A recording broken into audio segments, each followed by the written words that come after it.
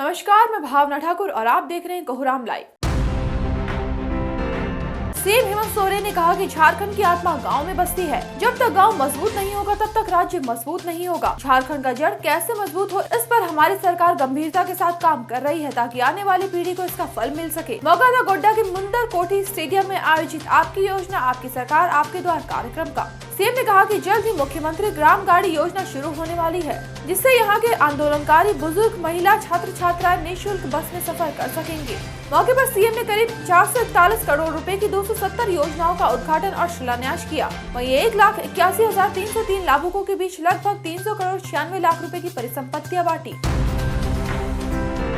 झारखंड के अजय हेम्ब्रम आज लंदन में बेहद खुश हैं। आज उनका सपना साकार हो गया। कोट का जमशेदपुर के भाटिन गांव के रहने वाले अजय ने लंदन के यूनिवर्सिटी में डिस्टिंक्शन के साथ डिग्री हासिल की है। अजय कहते हैं कि भला हो युवा सीएम हेमंत सोरेन और मंत्री चंपई सोरेन का, जिन्होंने हम जैसे युवाओं को वैश्विक मंच पर अपना झंडा गाड़ने का मौका दिया। अगर मरंग गोम की जयपाल सिंह मुंडा पारदेशी छात्रवृत्ति योजना शुरू नहीं की जाती तो ये सफलता हासिल करना नामुमकिन था। अब हम लोग यहाँ के लोगों के बीच अपने समाज, राज्य और देश की और भी बेहतर छवि बनाने की कोशिश करेंगे। इधर सीएम हेमंत सोरेन ने ट्वीट कर अजय से कहा कि आप सदैव अपनी मेहनत और लगन से सफलता की बुलंदियों को छूते रहें। झारखंड के युवाओं के साथ उनका ये भाई हमेशा खड़ा है और रहेगा।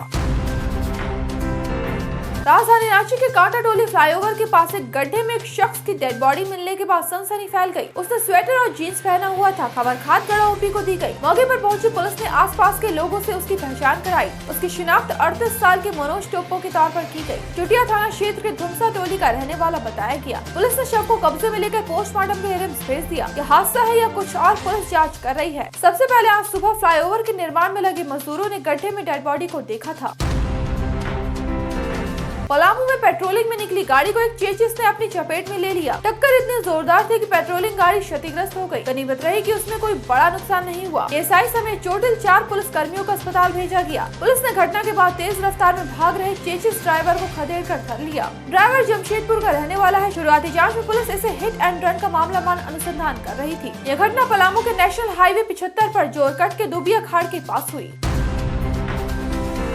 राजधानी रांची में हथियार का लाइसेंस लेने वालों की जीवन कुंडली खंगालने को कहा गया है। वहीं ये भी पता लगाने को कहा गया कि जिन लोगों के पास आर्म्स लाइसेंस है उसका बेजा इस्तेमाल तो नहीं हो रहा। ऐसे लोगों की गतिविधियों का सत्यापन कर रिपोर्ट तैयार करने को कहा गया है। वहीं गोलियों का हिसाब किताब का ब्यौरा जुटाने को भी कहा गया। लाइसेंस से हथियार रखने वालों की गतिविधियाँ गड़बड़ मिली तो ऐसे लोगों का आर्म्स लाइसेंस रद्द करने के लिए रांची के डीसी से अनुशंसा की जाएगी। इससे संबंधित आदेश रांची पुलिस कप्तान चंदन कुमार सिन्हा ने सभी थानेदारों को दिया है। खबर है कि अब तक करीब 11 लोगों के आर्म्स लाइसेंस रद्द कर दिए गए हैं। वहीं कई लोगों ने अपनी मर्जी से लाइसेंस रद्द करने की अर्जी जिला प्रशासन को दी है। कांग्रेस के राज्यसभा सांसद धीरज प्रसाद साहू के ठिकानों से बेशुमार दौलत मिलने के बाद भारत के पीएम नरेंद्र मोदी ने सोशल मीडिया प्लेटफॉर्म एक्स पर पोस्ट करते हुए लिखा कि देशवासी इन नोटों के ढेर को देखें और फिर इनके नेताओं के ईमानदारी के भाषणों को सुने। जनता से जो लूटा है उसकी पाई पाई लौटानी पड़ेगी, यह मोदी की गारंटी है। पीएम के इस पोस्ट के बाद झारखंड के भाजपा नेताओं ने कांग्रेस सांसद धीरज साहू की गिरफ्तारी की मांग की है। यहाँ याद दिला दें कि सांसद धीरज साहू के रांची, लोहरदगा और ओडिशा स्थित आधा दर्जन ठिकानों पर एक साथ छापेमारी की गई। कई अलमीरा में ठूस ठूस कर रखे गए नोटों की गिनती करते करते 2 मशीन भी खराब हो गई। नोटों की गड्डियों की तस्वीर वायरल हो रही है।